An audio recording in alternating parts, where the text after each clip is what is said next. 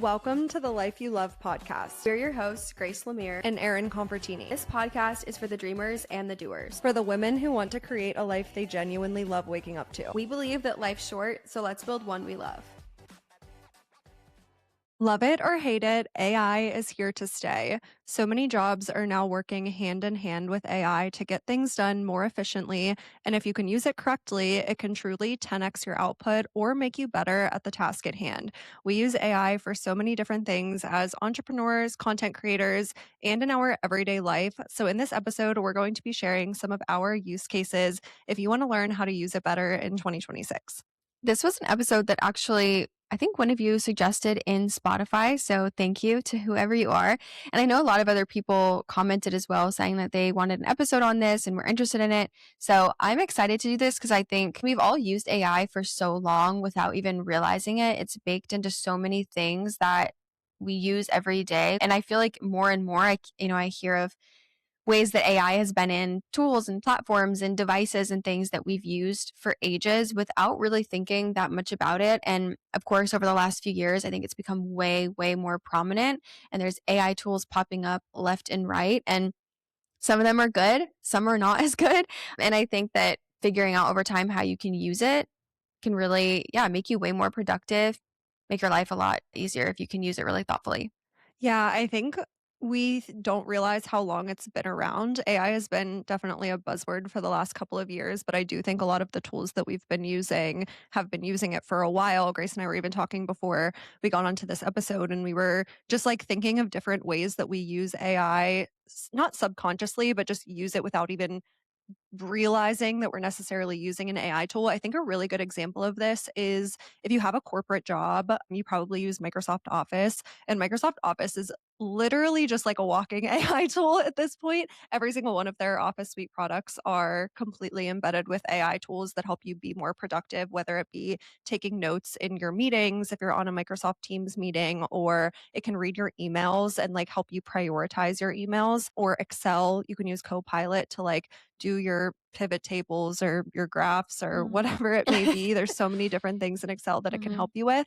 So yeah, I think that there's just, it's one of those things that we're like a little bit skeptical of, but we've been using it for a really long time. I also want to say before we get into this episode that Grace and I definitely are not pros at AI by any means. I wouldn't say that we're like, we use it, but we're not like super users of yeah, AI. We're not super users. We also, we know what we're doing like relatively, but that's like what's kind of cool about this episode is we're just going to talk about like some of our use cases, because the way that we use AI is going to be so different person to person. Like the way that Grace uses it is going to be a little bit different from the ways that I use it. So hopefully from this episode, you can just take away a little bit of inspiration for different use cases, whether it be for business or for life.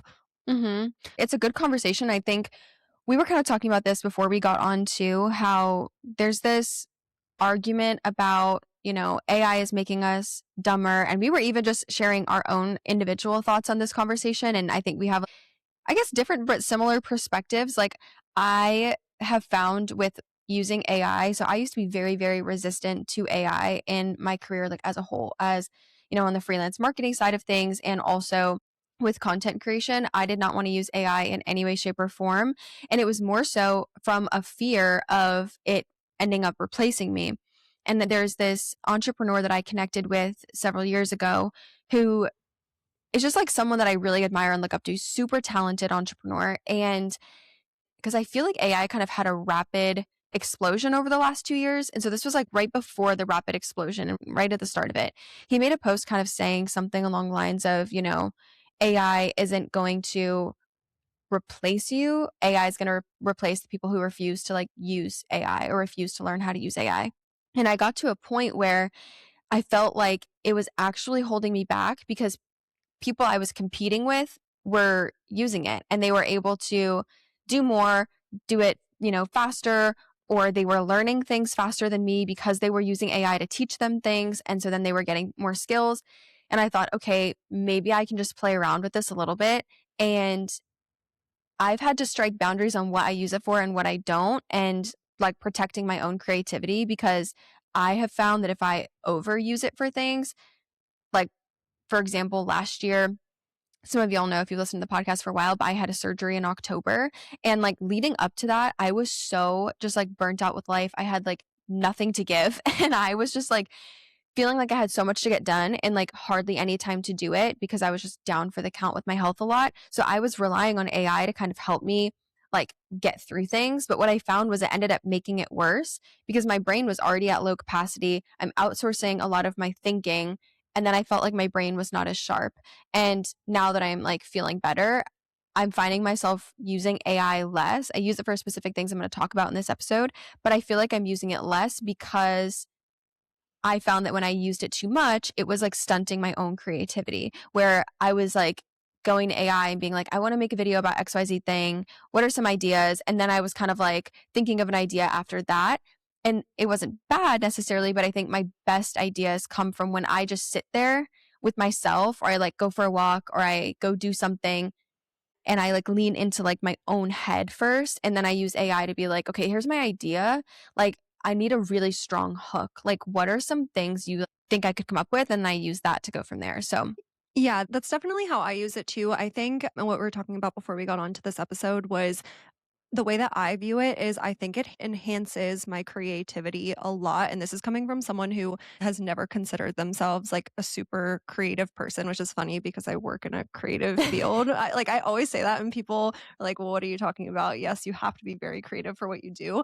But the best way that I use AI is as a thought partner. And what I mean by this is it gives me someone to bounce ideas off of and I've learned this is actually something that I saw on social media. I saw someone post a video about this and it really clicked with me. And I didn't even realize that this is how I was.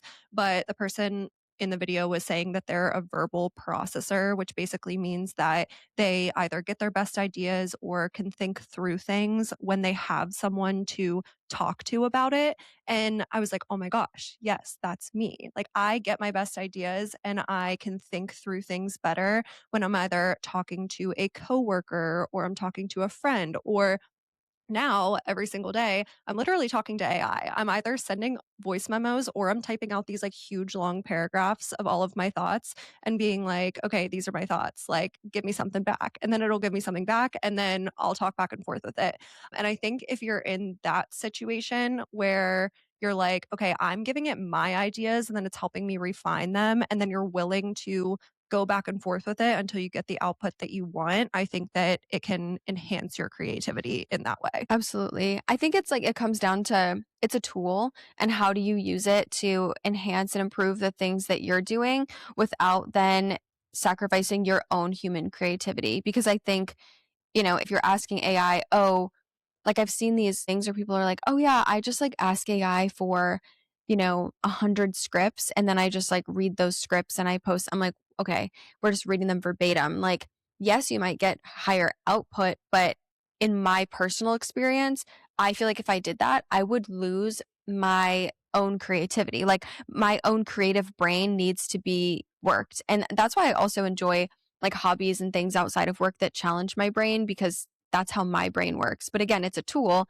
and I'm using it to enhance and improve the things that I'm doing based on what I know about myself. So I think it's one of those things everyone kind of has to strike their own balance with and figure out how they want to use it. I also will say But before yeah, we move on from that too, what you just said about the like 100 scripts, and this is applicable no matter whether we're talking about 100 scripts or a presentation at work or whatever field you're in. I think this is applicable too.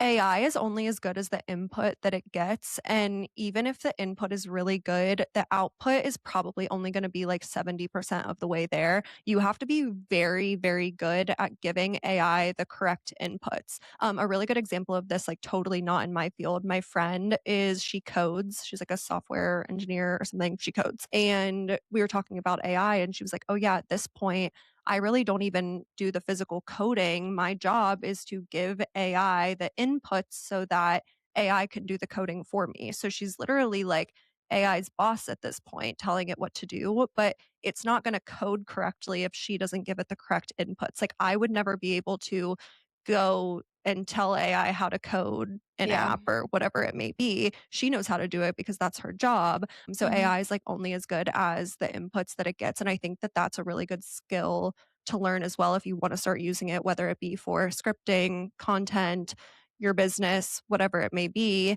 that you really need to get good at giving it the inputs, going back and forth with it, and then also giving it the feedback to get it 100% perfect, because that's the only way that you're going to be able to train it to give you a better output next time. I think a lot of people will get it to like 60 or 70% of the way there, and then they'll just go like fix it and refine it on their own. But then next time you're still going to get an output that's only 60 or 70% of the way there. Yeah. I think you have to still apply your own thoughts. Like, I think especially when we're talking about creative things and being careful too about, which this is like, I guess a whole other thing. And I'll talk about this in later too. But I think with AI, the lines between what is AI and what isn't is becoming so blurred now, especially with visuals for sure. Like there are things I see online that I'm like, oh my gosh, that's crazy. And then I'm like, whoa. I feel like when our parents, when like we were younger and you'd see those ads about, or you'd hear about like older people answering like scam calls and getting scammed because they believe it. I feel like I need to make sure that I don't become that with AI because I see things online where I'm like, oh my gosh, I can't even tell that that was like AI or that was like fake or whatever. But I think since I do a lot of writing with my freelance work, it's becoming difficult to distinguish what is AI and what's not. And I actually had a situation recently where someone said to me, oh, we sent this piece that you wrote to someone and they said they had some comments, it sounded like chat GPT, and I wrote the whole thing with my own brain. I did not use AI on that piece at all. And I was like, okay, looking at this piece, they're like, can you take another stab at it? I'm like, yeah, for sure. But I'm like, I didn't use AI. So now I'm sitting there thinking, how can I un AI my own writing that I didn't even use AI for? So now I'm looking at every single adjective. I used to love the M dash. Like when I started writing 4.5 years ago, and using an M dash was like very standard and normal. I cannot use an M dash now. I'm sitting there literally trying to make my writing, like I'm trying to take out adjectives that AI would use. I rewrite the piece. They say, well, this person still thinks it sounds too chat GPT. So we had to like delete a section from the right. I'm like, I don't even use chat GPT at all. Like that's not even one of the AI tools I use at all. But also I didn't even use AI on this. I'm like, I don't know what you want me to do to make it sound un-AI.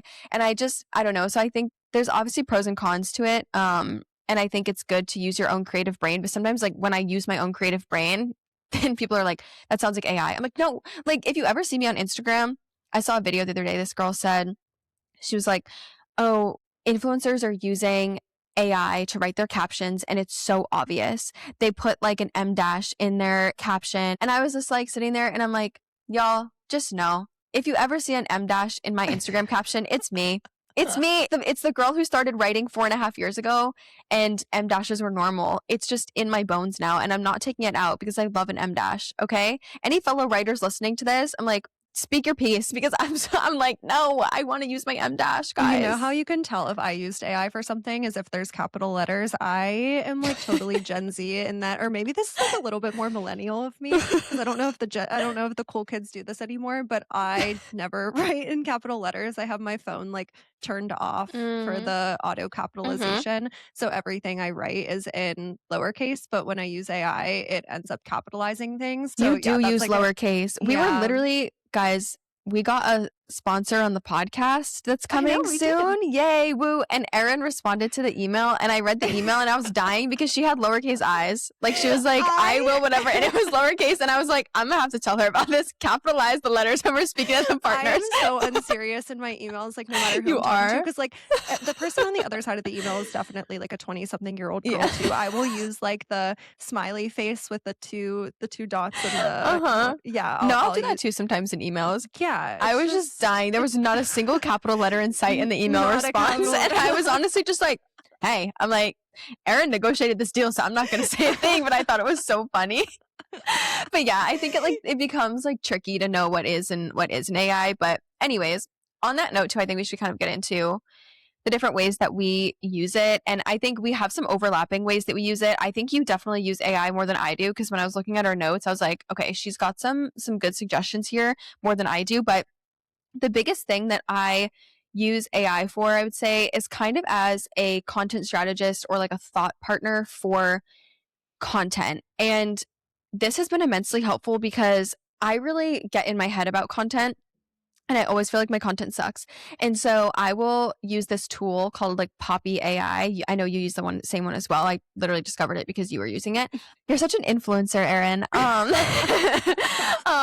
But I really like it because like you can link videos to an AI chat. So essentially there's like a chat box that is for me, I use Claude through there. I'm a big fan of Claude. That's my go-to AI tool. I don't really use ChatGPT at all, although ChatGPT like is good. I just really like Claude.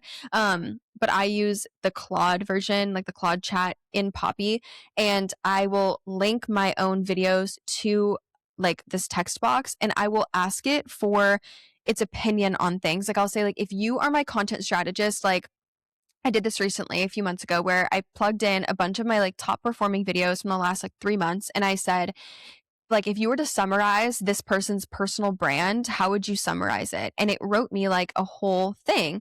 And it was interesting because at that point in time, I was like, I feel like my brand's not clear. I feel like nobody understands. They do not like me. My videos suck. Da da da. I was like going down this whole rabbit hole. I do this again quite often. Yeah, once a And quarter, it's fine. yeah, We all no, do. it's for me, it's like once every other week. And I'm like, don't speak to me in the luteal face. Like I hate everything at that point. But it was basically it summarized my brand and it was exactly what I would have wanted it to be interpreted as. And I thought, okay, so if it understands my brand, let me ask like questions more so about okay, why did this video not perform? And it's so interesting. That's I'll do that a lot with it. I'll say, this video didn't perform the way I wanted it to. Can you give me a few reasons as to why you think it didn't? And what I like about doing that is it sees things I would not see otherwise. There was a video I posted that was like a grocery haul. And it's funny because I stopped posting them because they didn't perform well. And then I was getting people DMing me literally saying, can you do grocery hauls again? Like, I really liked seeing your meals or how you think about groceries. And it's such a practical thing, like the finances of it and whatever. So I started doing them again, but then they weren't performing again. And I'm like, okay, what, like, why am I doing this? Like, what is, these don't even really fit into like my whole, like direction of my brand. And I asked AI, why did it not perform? And it was like, because there's no element of you. They were like, look at your other top performing videos. There's some sort of humor. There's like, something unique to you, like 365 her or my freelance work days in a life or whatever. And it was like, there's nothing unique to you. It's like a $110 grocery haul. What about that like ropes me in and is intriguing or tells the story or contributes to the story that I'm trying to build on my page of someone who's intentional about their entire life, including their money, their career, and their like, health and wellness. And so it was interesting because then that gave me more perspective on how I could improve content further. But I really like it for that. I'll also ask it things like, have it ask me questions like, I feel like my script for this video is just flat. Like here's what I'm trying to convey. Where am I going wrong? And I will tell AI, I'm like, be brutal. Like be brutal for me because I need that. And it will say like straight up, well, there's no deeper point. Like your video has no point. And I'm like, you know what? You're actually so right. Like, and I'll have it say, like, give me a few ideas because then rather than just being like, oh, AI told me XYZ thing, I'm taking that as the full truth.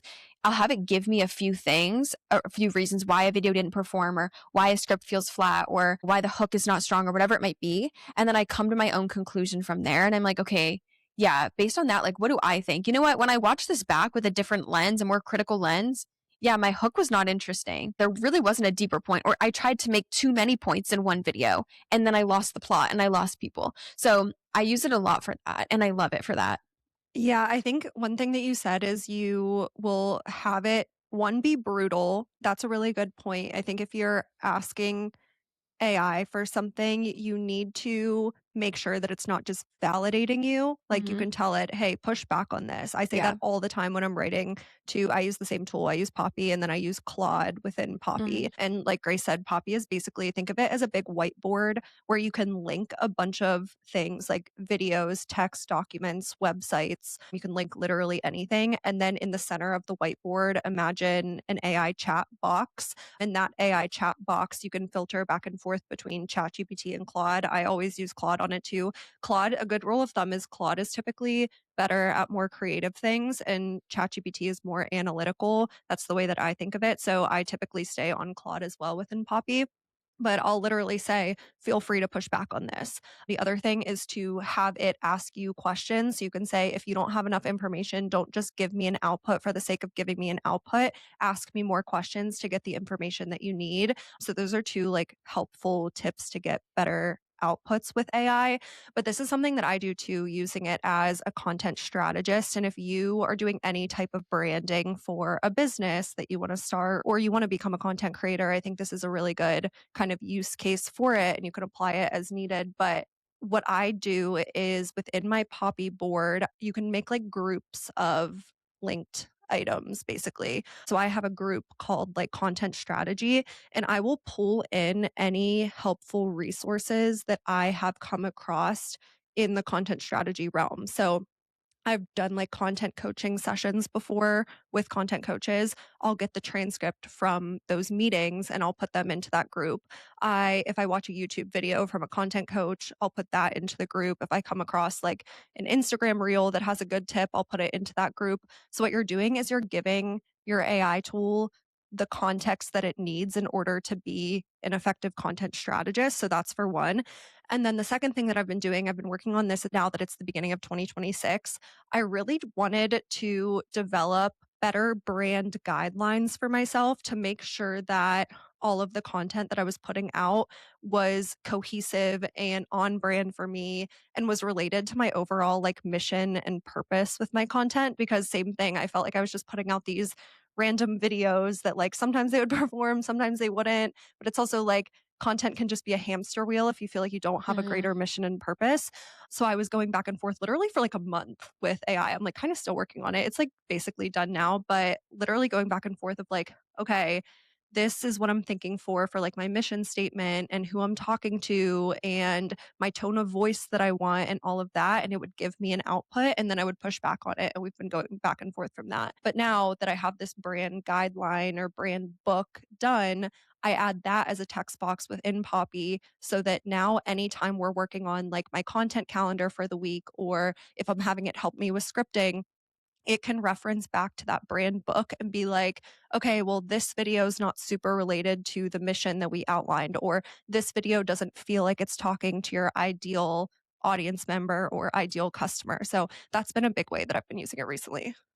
It is like really good as a creative partner. Like it's ultimately you calling all the shots at the end of the day, but it's helping you dissect your own thoughts and go deeper. And I like that because I have worked with a content strategist in the past too. And I think there's a lot of value in working with like a human content strategist and getting other people's creativity and their eyes on your stuff. But sometimes it's like, I just want to sit there for an hour by myself and kind of crank it out and like share to share more of my thoughts and dissect them. I love Poppy also. I love Poppy. I was really like didn't want to use it in the beginning when you started talking about using it because it seemed so complex to me that I was like, I don't want to have to learn another AI tool, but I love it because you can link video, you can upload documents and in Claude, you can't like link video or do anything like that. It can't like read any like web pages and stuff, which Poppy can. So I find it more helpful. Like I've talked about this before in the podcast, but I used to be very, very active on LinkedIn. And I'd post there like a few times a week. And that was like one of the main ways that I got clients was just inbounds coming through LinkedIn. And I'm still such a proponent of LinkedIn. I think LinkedIn is a gold mine right now for content creators who are willing to put themselves out on there. And I don't give two hoots about if so and so from high school or college, whatever, sees my LinkedIn post. I do not care. And I'm trying to like rebrand my LinkedIn and kind of rebrand all of my socials and like you were saying, get more cohesive, figure out like who I'm talking to, really start to build it as like a business now that I feel like investing more time in that area, but I can like plug my LinkedIn profile in and be like, these are some LinkedIn creators that I really like that do an amazing job. Like, what are they doing that gives them such a magnetic brand? And it's like, for example, this is how I learned that a lot of them, they didn't necessarily have like tens of thousands of more followers than me or anything like that on LinkedIn. They just spoke with conviction. That was one of the biggest learnings I took away. I'm like, they just talk about what they're doing like it is literally the bee's freaking knees, even if what they're doing, like the page for it has 200 followers, or even if, they host an event and 5 people show up and they were hoping to get hundreds or whatever, they speak about it with such conviction that it makes their brand magnetic. And I was softening a lot of things that I would say, or putting disclaimers into things, or not just being 10 toes down on what I'm creating. And I was like, dang, okay, that's really like one of the big differences. I just need to show up and speak with conviction about things that I want to speak about. Okay, how can I do that? How can I convey my value better on LinkedIn? So I don't know. I think it's really like interesting for that too. Yeah, I actually don't post on LinkedIn. I haven't been active on LinkedIn in a really long time. Now that the podcast is becoming like a bigger thing, I would love to get more of a LinkedIn presence specifically for the podcast because I think that could be big. But it's the same with like it's text-based content, right? And something that I've been using AI to help me with my newsletter. I have a really big email list mainly of like my budget template prior customers basically. And if you're a business owner, you know how important it is to nurture your email list. And I'm very bad at I don't like writing. I don't love writing. Again, I'm like a verbal processor, so I don't love sitting down and like trying to articulate my thoughts via text. But one thing that I do to have AI assist me with that is I'm such a voice memo girl. I'm such a voice memo girl. And I'm sending voice memos to my AI all the time. But what I'll do is I will start a voice memo and I'll literally just put it onto my desk and leave it open. And I'll just start brain dumping all of my thoughts for my newsletter for the week. And I'll be like, okay, here's the topic that I'm thinking of. And I'll just start brain dumping all of my thoughts related to that topic. And then I'll send it to my AI and be like, okay, this is what I'm thinking for my newsletter. Could you help me organize this and format it for a newsletter? And what's good about speaking it as opposed to typing it is you're more authentically talking your thoughts out loud so it can do a better job of picking up your tone of voice, the way that you explain things. It's not going to be as general because you gave it a lot more context. Like I'll send Poppy literally a 10-minute voice note all the time. Like You it'll can be 10 talk minutes long. directly into Poppy too, which I Yeah, like. just like you're sending a voice memo to your friend, you Mhm. can do that to Poppy as well. So, yeah, I do that literally all the time, and it helps me with my newsletter writing. And Yeah. on the topic of voice memo, this brings me to another use case that I use it for. And if you're a business owner or you want to be a business owner, you want to get into entrepreneurship and you feel like you have a lot of ideas, but then you have a hard time kind of taking action on those ideas, this can be really helpful. I will, again, start a voice memo on my phone and just leave it up for when I'm thinking about longer term projects. And I kind of just have all of these ideas in my head and will literally just brain dump into the voice memo. And then I'll upload it into AI and I'll say, okay, this is my idea for XYZ project. Can you give me a project roadmap? Like, be my project manager and tell me how to actually execute on this. Because for me, I've found I get a lot of my best ideas when I'm not sitting in front of my computer. I'm like driving or I'm in the shower. I've literally brought my phone into the shower before, like, or like talking to myself in the shower. Poppy's like, I swear. "Hey girl, is that water in the background?" You're like, "Mhm." This is a little fuzzy. Or like when I'm outside walking Bella, Yeah.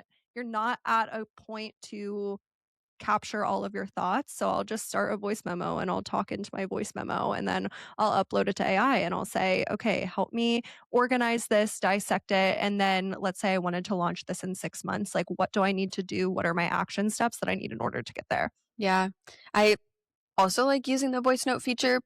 When it comes to writing, I've stopped using it for writing a lot because I feel like whenever I would put out an output, I'm not copy and pasting from AI. However, I feel like a lot of the output was starting to sound like I can go on LinkedIn now and I can look at posts and I'm like, I can tell this was written with AI 100%. And I didn't want my writing to come across that way. However, like I said at the beginning, I think there are certain things like the word concise, it's a word that AI uses a lot. That's just a good adjective, you know? So it's like if I can't use the word concise. So I've kind of stopped worrying about whether or not my stuff sounds like AI and I'm just like writing from the heart because I'm like if I Yeah, use an M don't dash, overthink gosh it. dang it, you Who know? I'm like, cares? goodness, okay, it's Just don't just use the me. rocket ship emoji. That was No, like I peak know. Oh, AI. yeah. Like Like the overuse of emojis and stuff. Yeah. And I think, I mean, I get DMs too from people that, you know, sales type of DMs that it's so obvious it's written with AI.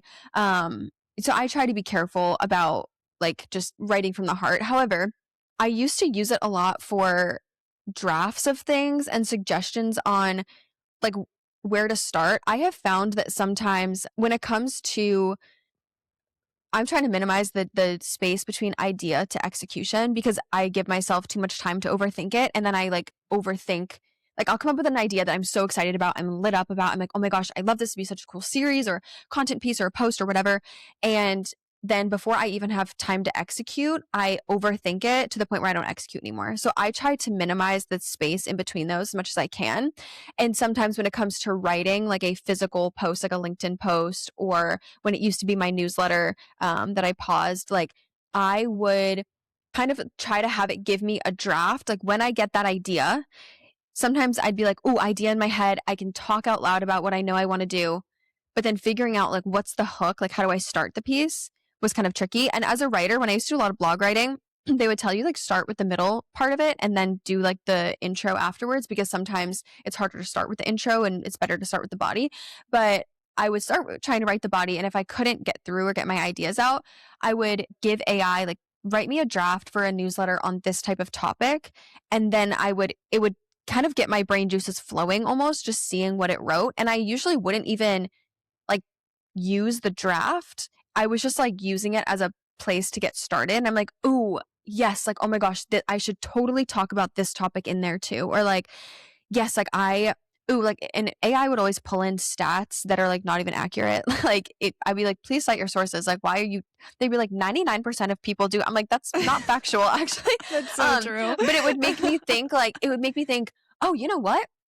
I am going to dig and see if I can find a stat about what percentage of people, or like we filmed an episode the other day on how to believe you're capable of more. And we pulled in stats about, 90 to 95% of your beliefs are formed by age 7. So in AI, it might give me some, data that is just not even accurate, but it would make me think, oh, I'm going to go look for data on that because that would actually be really solid because when I wrote my newsletters and stuff, or even in LinkedIn posts, I like to pull in data where I can. And yeah, just like give it some more juice. So I'll use it for that. But I also, when I'm writing LinkedIn posts, sometimes I just get a good idea and it goes right off the dome and I just like put it right into my little LinkedIn content calendar. But I also like to go into Poppy. And when I have that thought and I'm really passionate about it in that moment, I record a voice note in Poppy and then I just talk about whatever I want to talk about. And I link my other LinkedIn posts that have done well. So it knows how I write and my format for posts. And then I have it write me a draft and I go and I paste that into my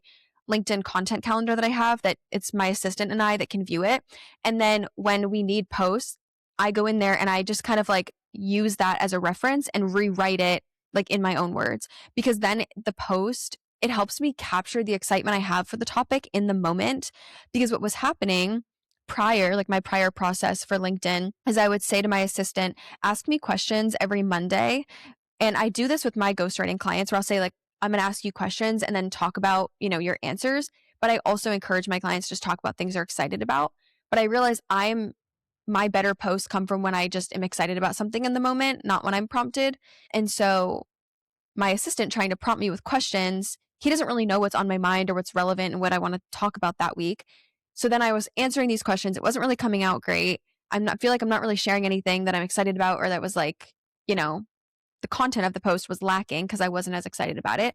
And then we were turning it into LinkedIn posts. And by the time I got to editing it, I was like, dang, I don't really like this. So now I try when I'm feeling excited about a topic, I try to capture it in that moment and use the voice note in Poppy to create a draft that I then later edit. And I really like that process. I really like that too. I'm definitely gonna start doing that because yeah, they always say like whether it be filming a video or Mm-hmm. writing a post or whatever it may be, you should do it right when you get the idea because the Yes. longer the space between when you get the idea and when you actually execute on it, the less excited about it you're going to be and Yes. that's going to come through and I've always struggled with that with video content because I'll get ideas like when I'm driving my car or something and Mm-hmm. I'm not going to just prop up my phone and pull over on Yeah. the side of the road or whatever it may be, or I look bad or the lighting's not good. But with text based content, that is such a good idea. I'm definitely going to start doing that for like my newsletter and stuff too. And one thing I've realized with this, which is just, I mean, I think this is relevant to any sort of creative work. And I know a lot of people who listen to this are also interested in content creation or UGC or just owning a business to some degree. What I've realized is that when you have an idea that like comes to you, that something you're really inspired by, or a thought that excites you or whatever, capture it in that moment. You don't have to use it right then and there. Like some of the ideas that I have had that I've been really passionate about, and if you relate, like please let me know on Spotify. I cannot be the only one, but I will overthink each part of the process. And so Yes. going from idea to execution, or idea to like finished piece, there's just too much space to do that. So I was finding that when I would try to prep a content calendar a month in advance or make any sort of longer term business plan, I was giving myself, it was just too much time and I was overthinking it. And then I was never really following through. So I changed my systems this year to be more of like a status board. If you've ever used like Trello, it's like looks sort of like a Trello board, but I do it in Notion. So I have like a status board. And when I like things just have, instead of being slotted for a specific date, they're just like it's just the idea is there. So I'm excited. The second I'm excited about that idea, I try to execute on it as quickly as possible and move it in that status board to be into my done category, which means that it's been scripted, filmed, and edited completely. That doesn't mean that I post that video right then and there, but now I have it queued up so that it's completely done and it's ready to go. And now, because I didn't give myself time to overthink, I didn't overthink the idea, I didn't overthink the execution, but the video is completed and ready to go. Same thing with LinkedIn posts. Like if I get the idea, I'm recording it and making a draft. Sometimes I'll edit it right then and there too if I have time, because then the post is ready to go up. It doesn't mean I have to post it that day, because like I'll have days where I'm full of ideas. Like when I am on my period or ovulating, I have a million ideas, but I can't post them all. I got to save some for the luteal phase, when I don't have any ideas and I'm like a rat. And so I'll save them, but it's good to capture them in the moment. And I think that's helpful for with AI too. And even if you're just using a regular voice note, just recording it and having it on file and then creating a draft for yourself, or saying, hey, can you like hold on to this so that I have it later when I want to reference it, because you're not going to be inspired all the time. I don't know. Yeah, that's helped me a lot to have more like banked kind of from my moments of inspiration. And AI is helping me minimize the idea to execution part of that. So I don't like just throw the whole idea out. No, I love that so much. I also will say the last thing that I want to say on Poppy, this isn't even a use case, but just kind of like a tactical thing. I spend a lot of money on Poppy. I actually just upgraded my subscription with them. And they only do Mm, annual subscriptions. So yeah. the base one I think is like $300 or $400 a year, but then you can upgrade to have like way more credits so you don't run out of credit. The credits basically every time you ask your AI a question, it'll minimize your credits. And I was always running out of them because I use it literally every single Mm, day. And a lot of it for me is I'm just overthinking everything. So I'll hmm. just use AI to help me like get out of my own head almost. So I upgraded it for the credits, but then also you can add team members in the upgraded tier. So I recently brought on someone to help me with my newsletter because I realized that I just wasn't consistent enough when I was trying to do it by myself. Like it doesn't really take me that much time to write, but I wasn't doing it. I was maybe sending out like 2 a month or something. So I brought on someone to just help me make sure that one goes out every single week. So I can add her to my Poppy board now so that if I have an idea and I put it in there, she can also see like kind of my thought process and what ideas I'm excited about and what's in my head almost. But it's literally $2,000 a year, which is Oh crazy, my gosh. crazy. I But I know they reached out to me about trying the tool.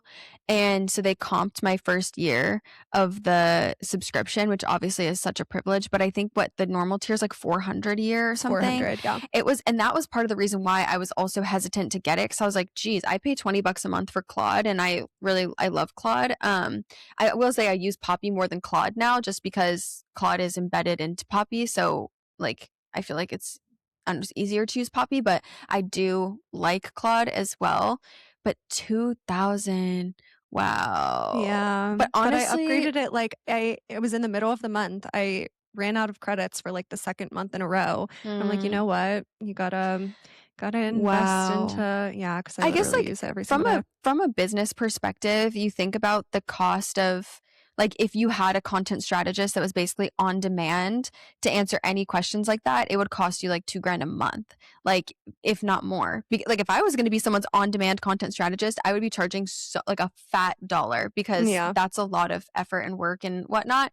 So it does make sense when you really think about it and you back the cost out and you think about what you spend on other aspects of your business. But it is interesting just to think too about the evolution of tools. And the cost of them and what becomes like really valuable for your business, but it is a very valuable tool. And I think the ability to link videos and stuff too, and the voice notes, we'll stop talking about Poppy because there's like where it's about use This isn't a cases, but walking this is ad. not, I They're know not this is paying not us. like, I wish this was sponsored because I'd love to work with Poppy, but I like that it's voice notes. It's not just, I think in other platforms you can do like a voice, but it's voice to text. So you like speak into it and it's putting it into text, which is annoying because then sometimes it gets like all the words wrong. And although I guess my Poppy does think your name is Erin, like Erin, like a boy, like Erin Confortini, Oh. like it, yeah. So it's always like, cause I'll be like, can you give me some ideas for the SEO behind podcasts and stuff? Like what would people be searching? And then I try to incorporate those terms in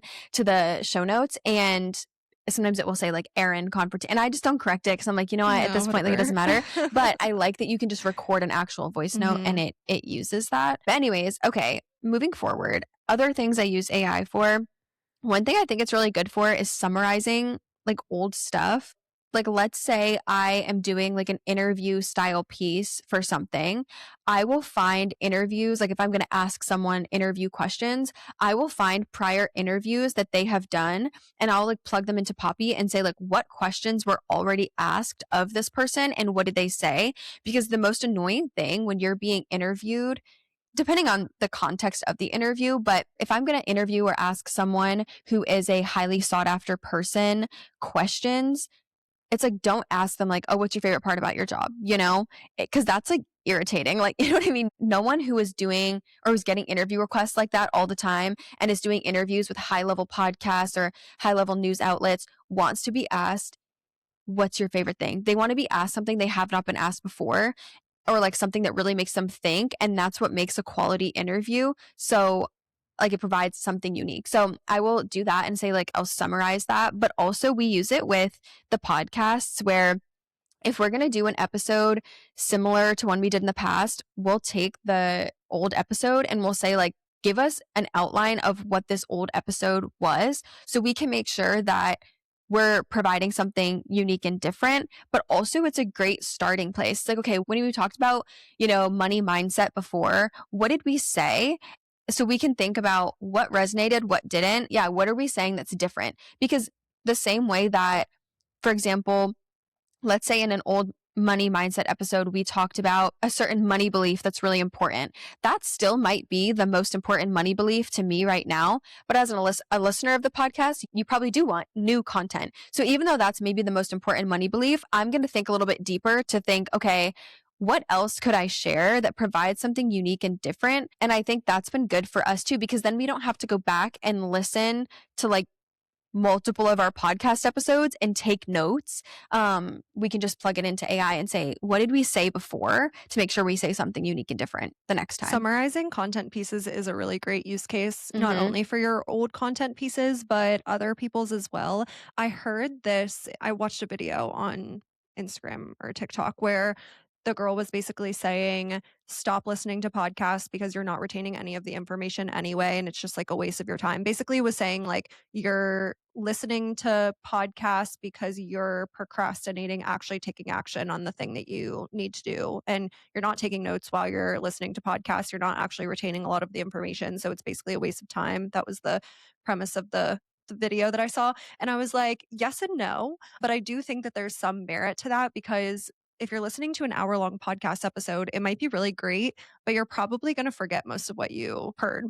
Or same thing with a YouTube video. Like you could watch a 20-minute YouTube video and it could be so, so value packed, but it's really hard to, unless you're literally sitting there taking notes, it's really hard to remember every single thing that you heard. So you can watch that 20-minute YouTube video, sit there and be really engaged just watching it. And then you can upload that 20-minute YouTube video into AI and say, okay, you know me, you know my brand, you know my business. This was really impactful. What were some of like the major takeaways that I can like go and execute and implement on? I do that a lot with YouTube videos that I don't want to like forget the material, but I'm not going to remember it just by watching it once. Yeah. I think when I listen to a podcast or an audiobook or even when I read a book, I have this belief that my brain will pick out what it needs to hear or will really remember like what is most valuable to me or what it needs to hear. And so when I'm listening to them, I'm not really thinking too hard about like, am I going to walk away remembering every single thing that I heard here? But sometimes there have been books I've read in the past that I'm like, oh, what was I remember in this book? Like I read a stat, or like I remember there was a podcast episode where they mentioned this stat, or I'll usually just re-listen to the podcast episode if there's something that I'm trying to recall what was said here.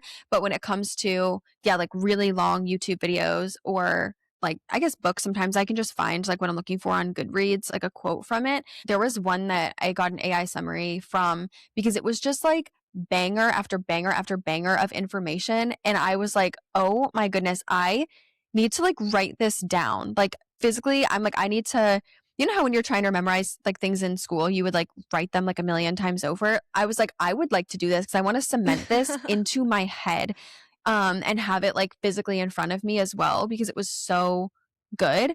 And so I had like an AI summary of it so that I could kind of write it down, but it can be helpful for stuff like that too because there's just so much information that you're like, whoa, this is really good. And you can listen to it 10 times over, but sometimes it's helpful to see it on paper too.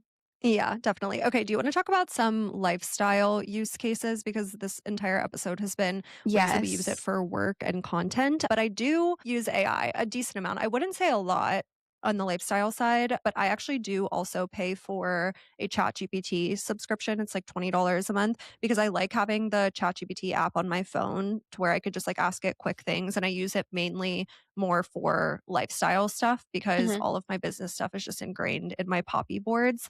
And one kind of like interesting use case that I've been using it for recently is I'm trying to read my Bible more. I'm trying to read it. I've never read my Bible like, all the way through, just like bits and pieces, but I'm trying to read it more. And I have been using ChatGPT to like ask it questions when I'm curious about things. Because if you've ever read the Bible, you might know sometimes it's a little bit confusing. And I even have a study Bible. Like I literally You have a have study it's one. Hmm. yes, it's like the top part are all of the verses and the bottom it's trying to explain things. But I feel like I have a lot more questions almost on like how things relate to current day or like helping me understand in my head where we're at in the Bible when it Hmm. relates to like, okay, what year was this? Or like Right. what part, Right. where geographically is this happening in the world? Hmm. And it'll literally make me a map of like where it was and like where that land is today. So that's been like really, really helpful in me just like getting my curiosity out and helping me actually understand what I'm reading. I would always say to one of my friends, I'm like, if you're starting to read the Bible or any like religious text for that matter, and you can like start at any point, like you can like open it up to one point and start there. But then I would always say to my friend, I'm like, but where I need the context of what happened before and after to Yes. understand what I'm reading better. I use the Bible app and they have like little summaries. You can like tap on like the verse you're reading and it will give you a summary. But I know my friend also uses something called the Blue Letter Bible, which I think is an app as well, that summaries that are a bit easier to understand. But I think with any text that you're reading, even if it's a book that is like not a religious text, but that's like, what was this book I was trying to read? Was it the habit of breaking yourself? Not you Breaking don't the habit breaking the of habit of being being yourself yourself or or something some like that. the Joe Dispenza book? I think so. There was Yeah. one book in that area or something that was about like neuroscience. Maybe that's not even the right title. I'm trying to remember. I think I've tried to read that Oh my book gosh, and it it is was very dense. dense. I think it Yeah. was that one. It might have been a different one because there was another book that I read that was like the same thing. I was like,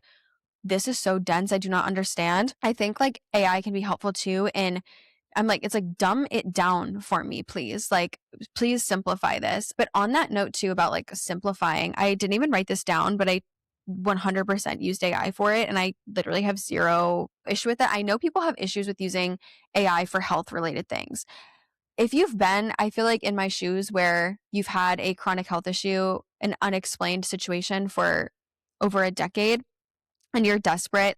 I go to the doctors, I talk to my doctors, I talk to medical professionals. I understand that AI is not a medical professional. However, I have a Claude chat where, and I don't have to use it as much anymore because we've gotten to the root of the issue. However, I have a Claude chat where I literally started uploading like my medical tests. Like I was like, this is like the screenshot of this x-ray or of, like my blood work that came back because quite literally I was going from specialist to specialist and they were all just saying, oh, yeah, like I don't think it's this, or, oh yeah, it's maybe this. And then we do the treatment for something that they can offer and it does nothing or even makes the problem worse.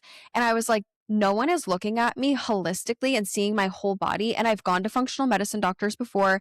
I love functional medicine doctors. I'm down for a holistic doctor. I have no issue with that. But no one was looking at the situation. It was driving me insane. And if you were here last year, I think I talked about it last year too, but last year I had 3 cancer scares, like 3 times where they were like, "Hey, we either found a mass or like you are having a lot of symptoms of this. We need to like go inside and literally look to make sure that this is not being caused by like a cancerous tumor." And one of the tumors or like masses we're still monitoring to make sure it doesn't turn into cancer. And I like do not trust this lab that I have to get my like scans at. I just like don't feel like they're being super thorough. So I literally will upload the scans and be like, point me to where the mass is, or like, cause some of it's just not clear and they don't explain anything to you. And I am probably going to look for another lab. But when you're sitting there and you have a scan, a large mass in your body and you're like, and they're just like, it's benign. And I'm waiting to get another appointment elsewhere. I'm like, yeah, no, I'm going to plug this in here. And to be honest, AI actually helped me deduce that it was very, very likely endometriosis.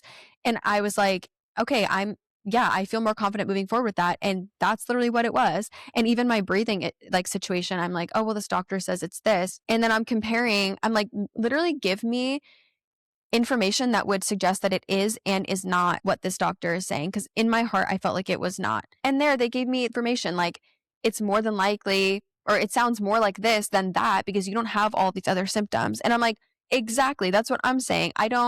So I don't know. It's very, very, I find it to be very informative. Again, you don't go and like do something to your body like on your own accord because AI Yeah, is like, still go see your yeah, doctor, go see the but doctor. also, But like, think about how much money you have spent over the last couple of years oh my going to see a gosh. bunch of specialists just to roll things out, and I'm Tens not of saying that thousands of yeah, dollars. and I'm not saying that any of those appointments were, like, not valid or you shouldn't have gone. However, these are tools that are at our disposal that you can Mhm. use to even, like, help you narrow down what it could potentially be or, like, Yes. make a more informed decision on who you should prioritize going to see because not everyone has the money to be spending 20, No. 30, 40 thousands of dollars on their health. No. So, yeah, you could do that. I was literally doing that the other day. I got the Function Health lab work Mhm. done. If you don't know what Function Health is, they're like a comprehensive lab work company. A functional medicine doctor started it to make functional medicine more accessible. So basically, they have you go to a Quest Diagnostics and they take a bunch of lab work.